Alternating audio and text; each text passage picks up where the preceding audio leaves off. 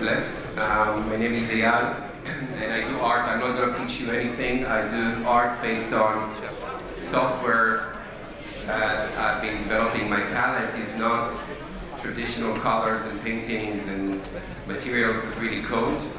I write software where I create very intense computer simulations. That's kind of bizarre. And I do simulations of all sorts of interesting events that could be collisions, explosion, accidents, or water splashing. And then I freeze a moment and I use 3D printers to print really large sculptures of those moments. What I'll show you first is a work that is currently in Germany. It's a Biennale of projection art, and this is a 10-meter water fountain where this was my location, and I'm projecting a simulation of a water dancer. The dance is by Sharon Eyal, my friend, who is a contemporary world-known dancer. So this is currently in Germany, and here you can take a look. Can you dim this huge light here?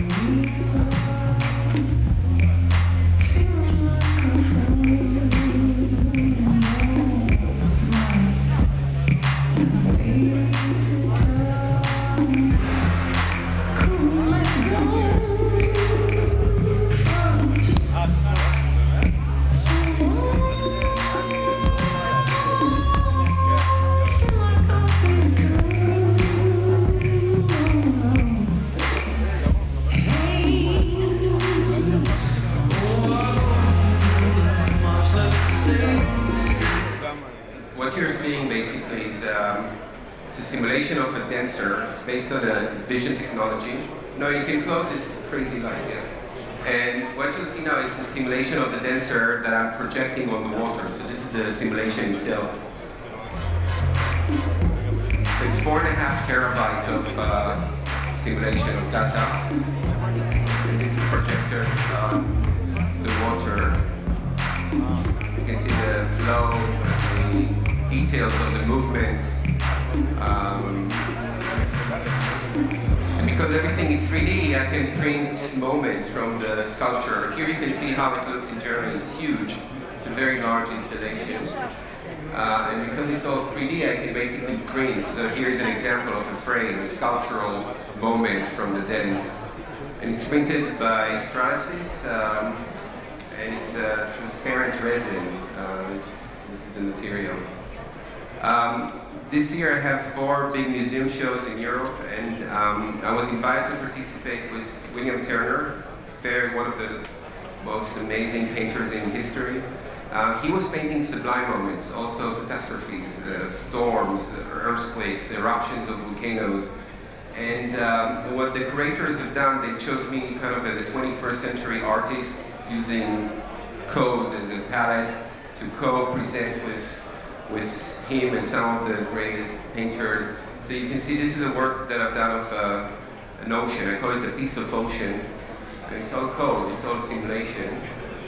And the reason I call it a piece of ocean is because, you know, I'm working on sort of subject, what is real anymore? We don't know. We're getting to a point where everything is simulated in our life and manipulated, and the borders between what's real and what's fake is becoming blurrier. So here is the sculpture, and it's next to some of the ocean paintings that Turner had done. It's in the Rijksmuseum in Holland and Fitlante Museum. Here's another work of a huge smoke after a volcanic eruption. And actually for me this is a reference from September 11 where I was living in New York at the time. So this is the work, it's a 3-meter object, kind of freezing and encapsulating the smoke. What you're seeing is a totally new way to create art. It's all based on code.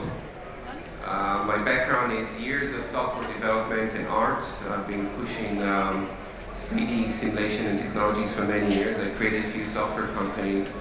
And so, and also I studied at Bezalel.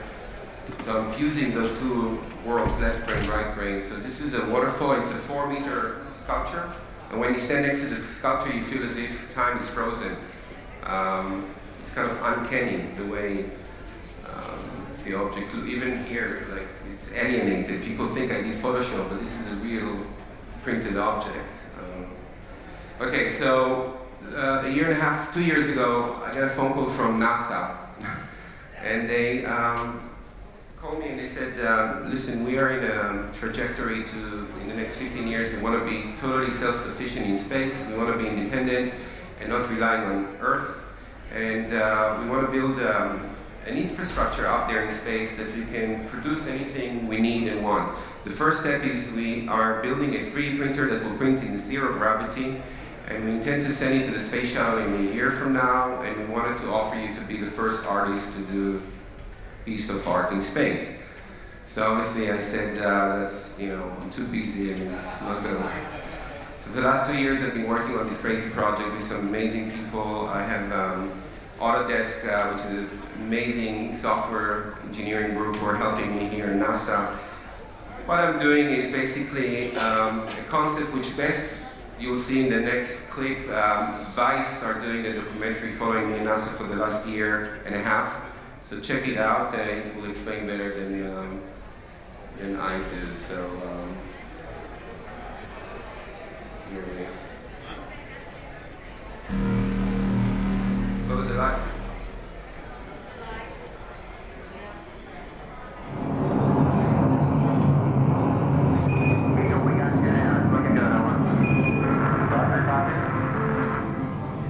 This project invited me to actually look at the world and not on elements of the world, like I used to look at countries or, you know, particular culture.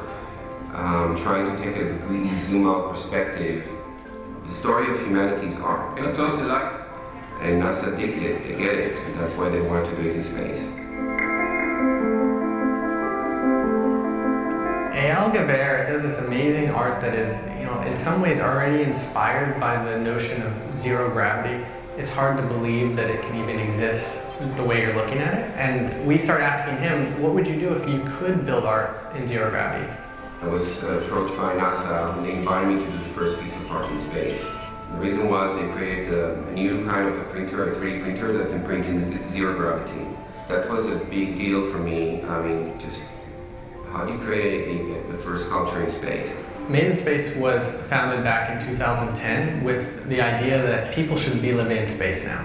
NASA released in, I think, in the 70s, a golden record where they burn into the record many elements like music, language, all sorts of human, cultural things. What they explain is that as a global entity, culture is important to them. Art is a big part of that.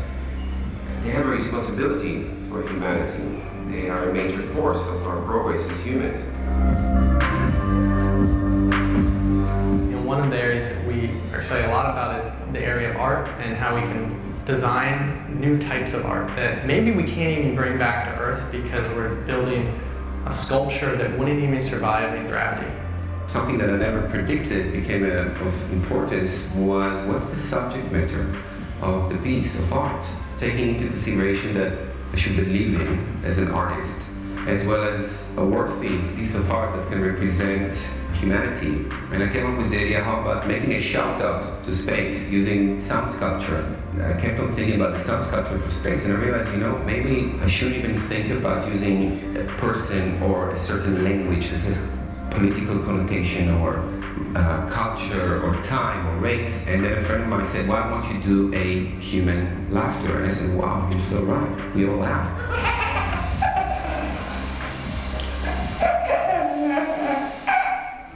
And space is so quiet, and just, you know, creating a sculpture that encapsulates the human laughter, and mathematically you can always go and decipher the spectrogram of the laughter. So it's almost like a frozen laughter in space.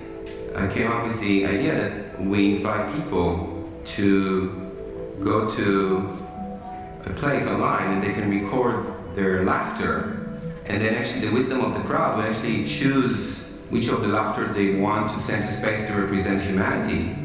We can ask the world what laughter soundtrack should we use. So in a computer we can create the simulation of what that laughter sounds like and turning it into the three-dimensional object. And then we can 3D print in space and it will exist there. It'll be the sound of humanity in a way. The sculpture itself encapsulates laughter mathematically, so when future humans find it, they can decipher it. To me, it's iconic, like the first hand, painting in a cave. Main challenges are A, you're doing something in space, number one. Number two, this is a very, very cutting edge, bleeding